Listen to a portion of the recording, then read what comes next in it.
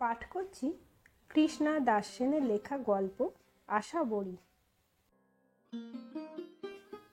বেশ বড় একটা পার্কের কাছে একতলা বাড়িটি শান্তির বাড়ি। শান্তি প্রতিদিন বিকেলে পার্কের একটা বেঞ্চের কোণে এসে বসে। সেখানে ধীরে ধীরে আসতে থাকে 3 বছরের নাতির হাত ধরে বাতের রোগী আরতি, নাতনির হাত ধরে হার্টের রোগী বিমলা। একাই আসে রীতা, তারও নানান রোগ। সবার 65 থেকে 70-এর মধ্যে বয়স। শারীরিকভাবে সুস্থ নয় কেউই, তবে বিছানায় শয্যাশায়ী রোগীও নয় কেউ। বাচ্চারা সামনে খেলে, ওদের ঠাকুরমারা গল্প করে বেঞ্চে বসে। মাস 3 কাটার পর শান্তি বলল, আমার বাড়িতে তো আমি একাই থাকি, তাই একদিন তোমরা সময় করে আমার বাড়িতে এসো, দুপুরে একসঙ্গে খাবো, গল্প করব মন খুলে। সবাই খুশি, কিন্তু বাড়ির লোকের অসুবিধা হবে না? এরকম সময় বার করতে করতে আরো মাসখানেক সময় লেগে গেল। তারপরে একদিন সবাই শান্তির বাড়িতে জড়ো হলো।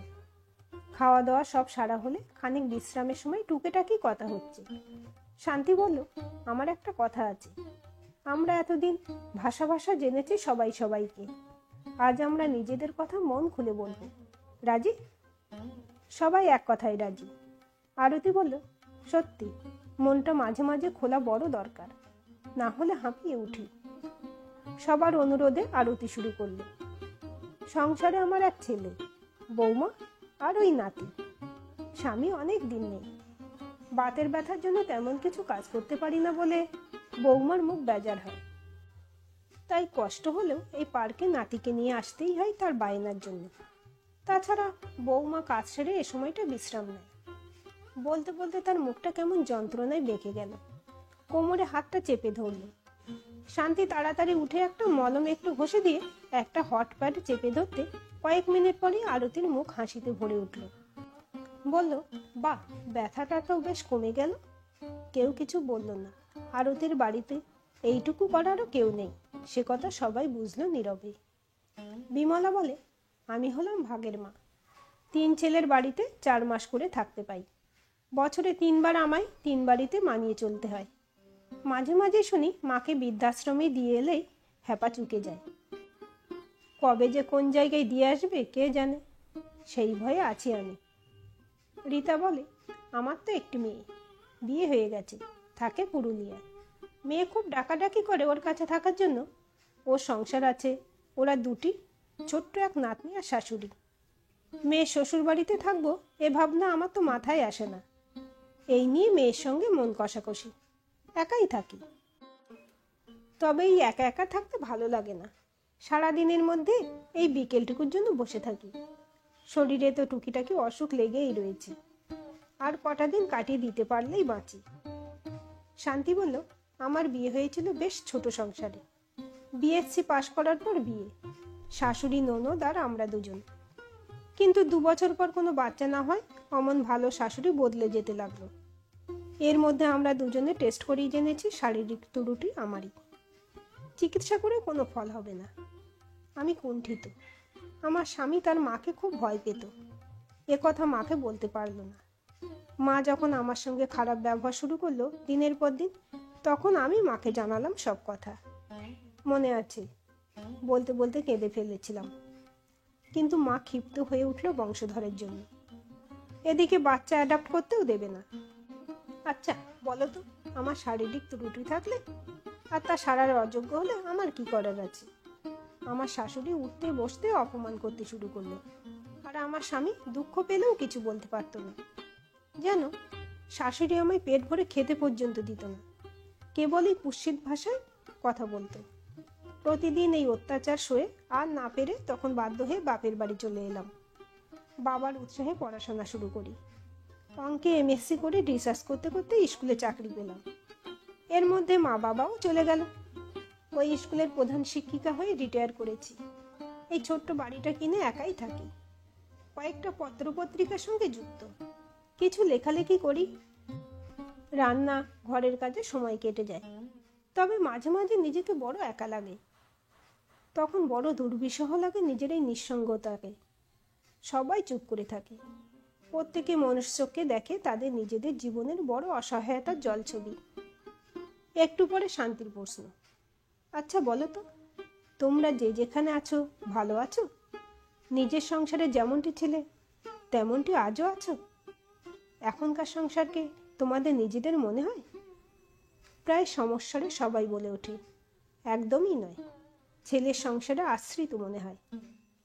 বৌমার নির্দেশে চলা আর বৃদ্ধাশ্রমে রেখে আসার আতঙ্ক, আরতির আক্ষেপ। আমি তো 4 ছেলের সংসারে অতিথি গরিব আত্মীয়ের মতো। এক ছেলে নিয়ে যেতে একদিন দেরি করলেই অন্য ছেলের কাঁধটা বড় ভারী থাকে। সবাই ভাবে মা একটা উটকো ঝামেলা, বৃদ্ধাশ্রমে টাকা না লাগলে কবেই পাঠিয়ে দিত। আক্ষেপ বিমলা। রীতা বলে, উনি যা রেখে গেছেন আমার জন্য তাতে টাকা পয়সার কোনো অভাব নেই আমার। বাড়ি ভাড়া নিয়ে থাকি, কেননা মেয়ের সংসারে তো থাকতে পারি না। আবার এখানের একাকিত্বটাও বড় ঘিরে থাকে, ভালো লাগে না। সবাই নীরবে যে যার নিজের চিন্তায় মগ্ন। হঠাৎ রীতা বলে, আচ্ছা আমরা যদি নিজেরা একসঙ্গে থাকার একটা জায়গার ব্যবস্থা করি? আমরা তো ভালো বন্ধু, পারি না সেরকম কিছু একটা করতে? বৃদ্ধাশ্রম, কিন্তু সেটা হবে আমাদের নিজেদের ইচ্ছাশ্রম। সবাই হৈ হৈ করে ওঠে, খুব ভালো হবে। কিন্তু প্রশ্ন আসে, কোথায় হবে? বাড়ি কোথায় পাবো? এতক্ষণ শান্তি চুপ করেছিল, এবার বলল, আমার বাড়িতে তো 2খানা ঘর আছে, এটা আমার নিজের বাড়ি, একাই থাকি। আমরা আপাতত 4 জনে এ বাড়িতে তো একসঙ্গে থাকতেই পারি। থাকা না হয় হলো, কিন্তু খাওয়ার খরচ? পরপর সমস্যা উঠে আসছে। রীতা বলে উঠল হৈ হৈ করে, আমার ভাড়ার টাকাটা এখানেই দিয়ে দেব। আরতি এবার বলল, দেখো তোমাদের কথা আমি খুব উৎসাহ পাচ্ছি। রীতা যদি দিতে পারে আমাদেরও কিছু কিছু পারা উচিত। আমার স্বামী আমার নামে যে সার্টিফিকেটগুলো কিনেছিলেন তার সুদ পায়, যা ছেলেরা নেয়। যদি এখানেই থেকে যায় তাহলে আর তার ছেলেদের দেব না, ওই টাকা এখানেই দেব। ও, তোমরা সবাই মিলে এত মনের জোর আমায় দিচ্ছ যে আমি সব দ্বিধা কাটিয়ে উঠছি, ভরসা রাখতে ইচ্ছে করছে। আমিও তো সবটা ছেলের উপরে বসে বসে খাই না। আমার নামে কিছু টাকা রেখে গেছেন উনি। তাছাড়া আমার স্বামীর ফ্যামিলি পেনশনও পাই। যে ছেলের কাছে থাকি সেই সুদ আর পেনশনের টাকা নেয়। যদি আমি এখানে থাকি তবে তো সবটাই আমি এখানে আনতে পারি। বিমলা বলে খুব উত্তেজিত হয়ে, খুব পারো, এছাড়া আমরা আরও অনেক কিছু করতে পারি। শান্তি নড়ে চড়ে বসলো। আমরা প্রত্যেকেই কিছু না কিছু হাতের কাজ জানি। জানি তো? জানে, সবাই তা জানালো। যদি নাও জানা থাকে একজন আরেকজনের থেকে শিখে নেব। সেটা হতে পারে নানান রকমের সেলাই। রীতা শান্তির মুখের কথা কেড়ে নিয়ে বলল, আমি জামা ব্লাউজ বানাতে পারি। ছোটবেলায় আমার মেয়ে সব জামা আমি বানিয়ে দিতাম, সুন্দর সুন্দর ফ্রক। তবে তো দারুণ ব্যাপার, আমরা চাদর, বেড কভার, জামা, ব্লাউজ আর পিসের উপর ফেব্রিক, বাটিকের কাজ করতে পারি। এটা আমি পারি, শান্তি বলল। রীতা বলল, আমি চট দিয়ে অনেক কিছু করতে পারি, শোকেজে রাখার জন্য বা ব্যাগ, প্রয়োজনীয় অনেক জিনিস। শান্তির মুখ হাসিতে ভরে উঠল। তবে আর কি, আমাদের তো সমস্যার সমাধান হয়ে গেল। শুধু এখন সেলাই মেশিন কিনতে হবে, ও ব্যবস্থা আমিই করব। শোনো, আমাদের পক্ষে এখন এত সব কাজ নিজেদের হাতে করা সম্ভব হবে না। মনে রাখতে হবে আমাদের অনেকটাই বয়স হয়েছে। জিনিসপত্র তৈরি যেমন করতে হবে তেমনি বিক্রিরও ব্যবস্থা করতে হবে। কোনোটাই আমরা এইমাত্র 4 জনে করতে পারবো না।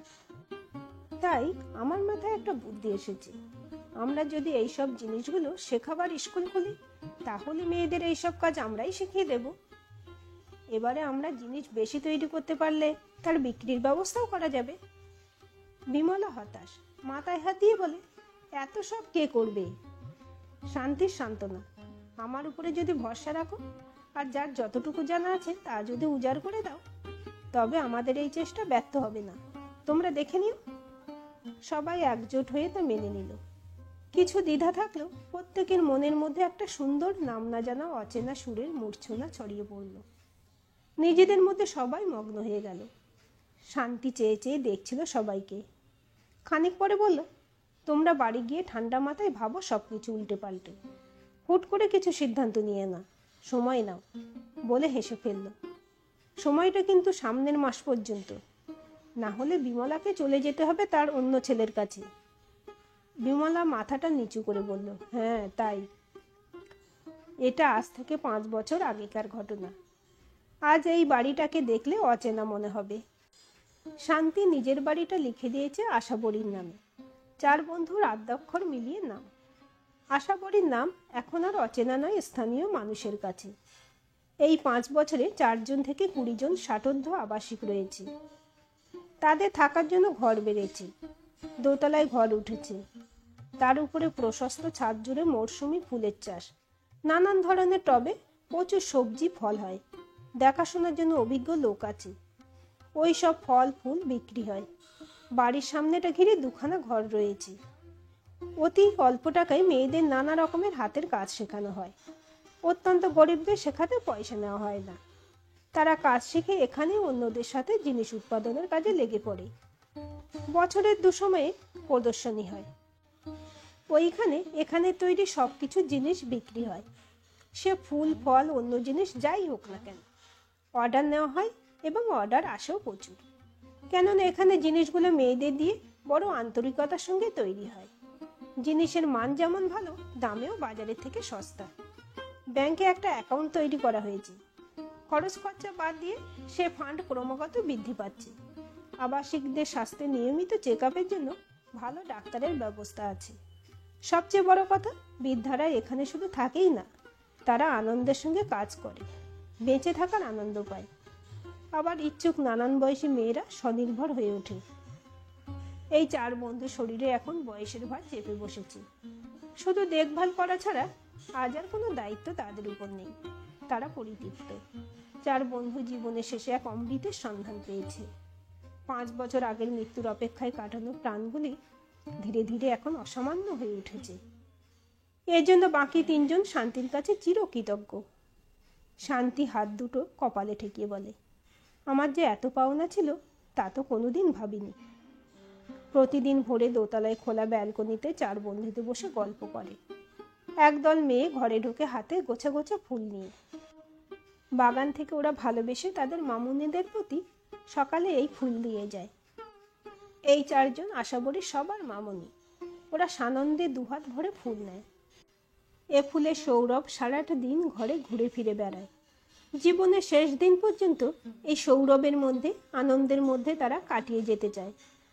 ভাবতে অবাক লাগে ওদের, যে বিমলা আর অতীত ছেলে বৌমারা বড় দায় মনে করেছিল মাকে, তারা এখন নিয়ম করে দেখা করতে আসে তাদের মায়ের সঙ্গে। প্রথম প্রথম সংকুচিত হয়ে মাকে তারা নিয়ে যেতে চাইছিল, কিন্তু পরে হাল ছেড়েছে। এখানে এমন অনেক আরতি বিমলা আছে যারা তাদের ছেলে মেয়েদের দেওয়া অসম্মানের জীবন থেকে মুক্তি পেয়ে এক নতুন আলোয় নিজেদের জীবনকে সম্মানিত করতে পেরেছে। এখানের আবাসিকরা নিতান্তই মধ্যবিত্ত অথবা দরিদ্র। তারা সবাই যে কিছু টাকা পয়সা নিয়ে আসতে পেরেছে তা নয়, তবে এখানে থেকে তাদের যা কিছু শৈল্পিক ক্ষমতা তা উজাড় করে দিয়েছে আশাবরীর সমৃদ্ধিতে। এতে তারা নিজেরাও সমৃদ্ধ হয়েছে। অসহায় সব বয়সী দরিদ্র মেয়েদেরও মাথা উঁচু করে জীবন কাটানোর ভরসা হলো আশাবরী। তাই আশাবরী আজ একটি নাম, যা সম্ভ্রমে সমীহের সঙ্গে মানুষ উচ্চারণ করে। আজকের এই গল্পটি আপনাদের কেমন লাগলো কমেন্ট করে জানাবেন। ভালো লাগলে অবশ্যই একটা লাইক দেবেন আর চ্যানেলটি সাবস্ক্রাইব করে সাথে থাকবেন।